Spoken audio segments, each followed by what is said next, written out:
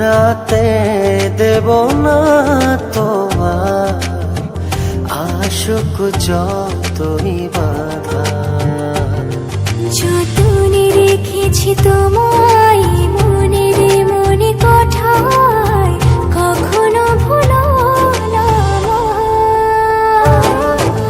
ভালোবাসি তোমায়, ভালোবেসে যাব জনম জনমে সাথী হব।